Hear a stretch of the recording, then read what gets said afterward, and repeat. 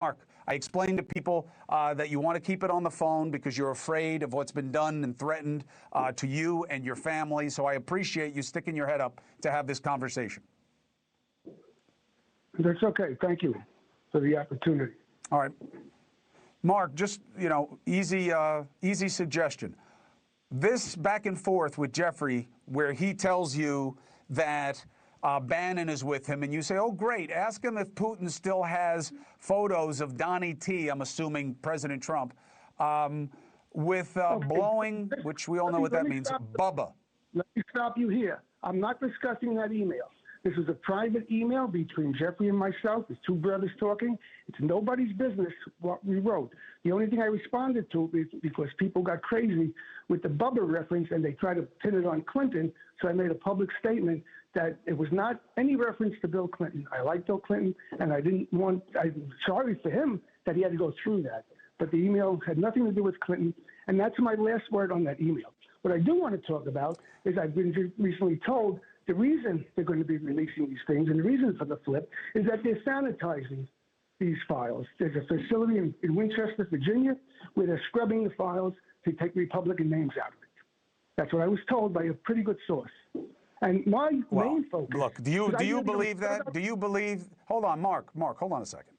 Two things. One, well, I believe that, if you don't want to talk about it, I don't have. All right, obviously you believe it. You just said it, but all right. But Mark, hold on a second. Let me ask you a question. Jeffrey did not commit suicide. That's my focus. I don't care about the files. Jeffrey's dead.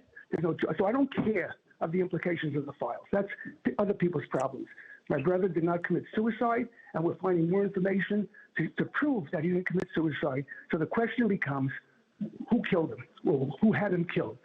I mean, Bill Barr is key to this cover. He's come up with so much bullshit, okay, and lies, demonstrable, provable lies, okay, that it's either he's covering it up or he's stupid. What? All right. So one thing at a time. We've discussed the fact that you don't think your brother killed himself on the Chris Cuomo Project on my podcast. People can go check out that conversation. You know, the head of the FBI and his number two, both of who used to suggest exactly what you are, says now that they've looked at everything, there is no proof that it was anything but suicide. Kash Patel, Dan Bongino. Stop right there. They didn't look at anything. There was never a homicide-capable investigation done. They called it a suicide early on to stop the investigation. If you read the DOJ report, it's all about the screw-ups in the jails. Cameras not working, guards not doing their job. It doesn't address the issue of the cause of his death. And it was misrepresented as a suicide because they didn't want to investigate. And more information. So you're accusing the head of the FBI in this administration of a cover-up? Absolutely. He said, he was the one who said in his testimony, you know it's suicide when you see one. I had to laugh. How many suicides has that jackass seen? Okay? He's not a doctor. He's not a pathologist. He never saw Jeffrey's body. He wasn't there, but he knows it's suicide. Well, he's certainly changed his story about it. But I want to ask you one other thing, okay? And I get it. You don't want to talk about it. It was a private back and forth with your brother. Fine. But it is being used as proof that your brother had compromised information about Donald Trump. Is that what you are referring to, and is that what you suspect? No, Jeffrey, in 2016, I said this publicly before, Jeffrey told me that if he said what he knew about the candidates, they'd have to cancel the election. He didn't tell me what he knew, but Jeffrey definitely had dirt on Trump.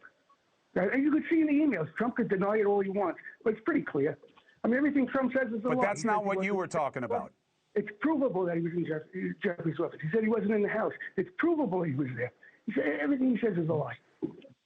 But that's not what you were talking about in the text thread. You don't know of any information that he had. I'm not discussing that email. Did you know or ever see any evidence that your brother had against Trump? Did you ever see any or hear any? Just he told me he had it. He wouldn't tell me that if it wasn't true. And how do you explain that it never came out and that Ghislaine Maxwell has never talked about it? Well, she got a pretty sweet deal, you know. She's in prison. I'm not trying to hurt Ghislaine, but you know, one of the things I found interesting in her testimony is when she was asked about other people. You know, she said they weren't involved, they didn't do anything. But when she was asked about Trump, she went on at length about he was always a gentleman, he's always professional. And I said, why is he getting this special treatment of exoneration? And the other people, she just said, well, they didn't do anything. So, you know, even her lawyer said they cut the deal. So that's why I believe she said those things. Thank you for watching. Subscribe below and download our NewsNation app right now on your phone, and you will get fact-based, unbiased news for all Americans.